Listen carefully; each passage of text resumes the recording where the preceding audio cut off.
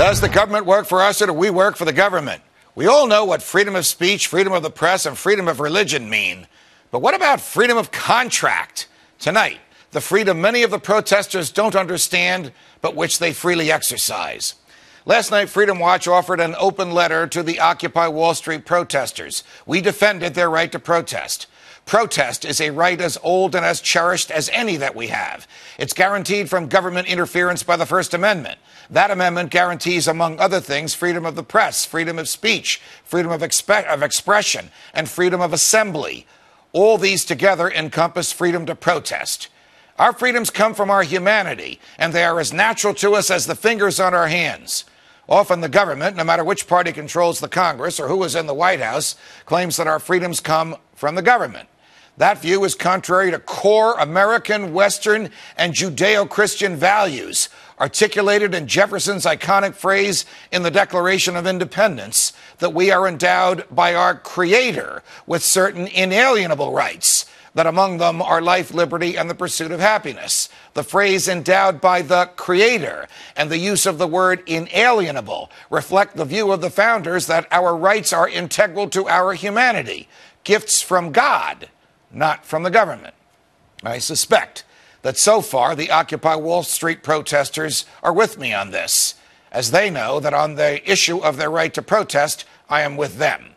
Are there other rights that come from our humanity? Well, of course there are. Remember the mindset of the founders when they wrote the Constitution. They had just fought a bloody war against a king who was an absolute monarch, a king who could silence whomever he wanted, take whatever property he coveted, and impose whatever law he wished. He could regulate any behavior, tax any event, reach deeply into any life, and take away anyone's rights. Not because he had the moral authority to do so, no government does, but because his soldiers were obedient to him and because they had guns. All this monarchical power was repugnant to the framers, and essentially they wrote the Constitution to assure that no government here would do to Americans what the king had done to the colonists.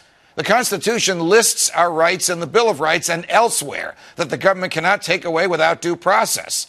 The Constitution also says that our rights are too innumerable to list. The due process requirement means that Congress cannot just enact a law.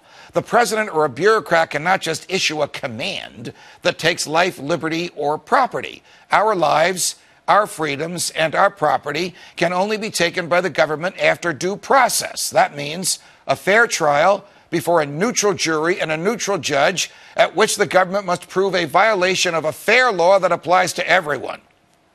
One of the rights specifically addressed in the Constitution, this is a right the big government crowd hates, like the right to keep and bear arms, is freedom of contract.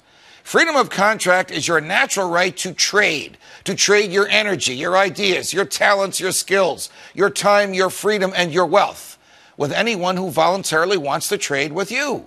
This encompasses your right to purchase food, to go to work, to make an investment, to own property, to do with your money as you wish, to combine with others and buy a business. All of this free from government interference. That's what the word free is supposed to mean in free market and free enterprise. It means free from the government. The Occupy Wall Street protesters are exercising this right of freedom of contract, perhaps without realizing it.